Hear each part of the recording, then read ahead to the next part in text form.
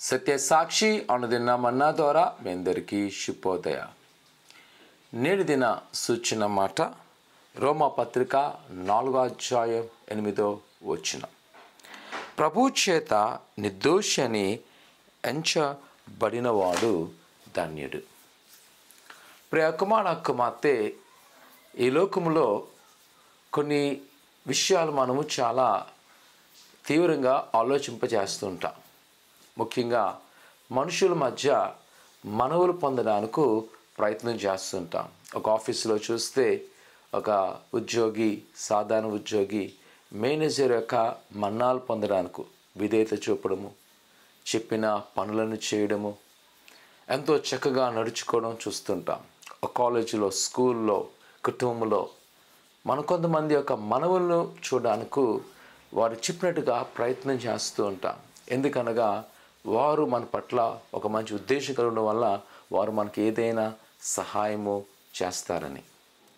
అయితే కొన్నిసార్లు కొంతమంది చూసినప్పుడు అది మనుషుల మధ్య ఒక నటనగానే ఉంటుంది. వారు నిజమైన మార్పును చెంది ఉండరు. వారి లోపల వేరే ఉంటుంది, బయటికి మాత్రమే ఉంటుంది. అదే ప్రయత్నము దేవుని దగ్గర చేస్తారు.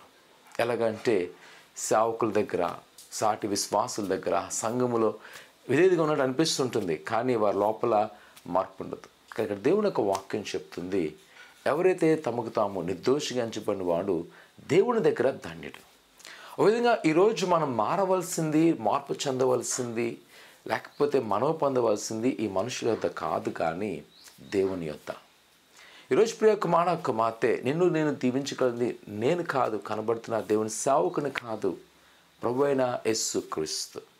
ఒకవేళ మీరు నన్ను దీవించట్లేదు, లేదా మీ వాళ్ళు నేను అభివృద్ధి చెందట్లేదు, కానీ ప్రభు అయిన యేసు క్రీస్తు వలన నేనైనా మీరైనా ప్రభు దృష్టిలో నిర్దోషంగా జీవించడానికి ప్రయత్నం చేయాలి.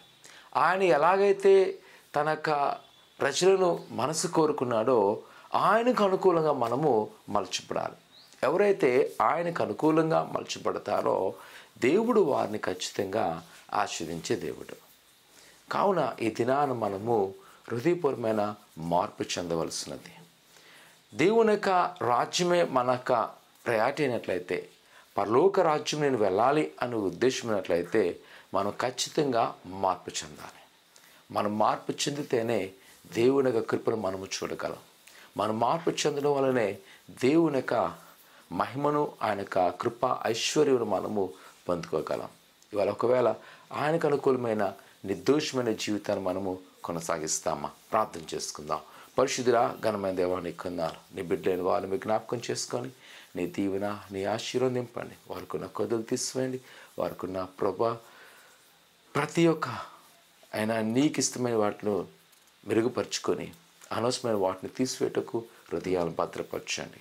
ఆయన మరి ముఖ్యంగా ఏగో నీ వైపు తిరుగుతుండగా ఆయన బంధకాలు, ఆటంకాలు, ప్రతి శ్రమల నుంచి విడుదల చేసి నీ కృపాక్షాలు నింపండి. ఆయన నీ పక్షుని వారిని ధన్యులంటున్నావు ప్రభా. అటువంటి ధన్యత జీవితం మాకు దయచేసి ఆశీర్వదించి బలపరచమని యేసు నమ్ముతున్నాం తండ్రి, ఆమేన్.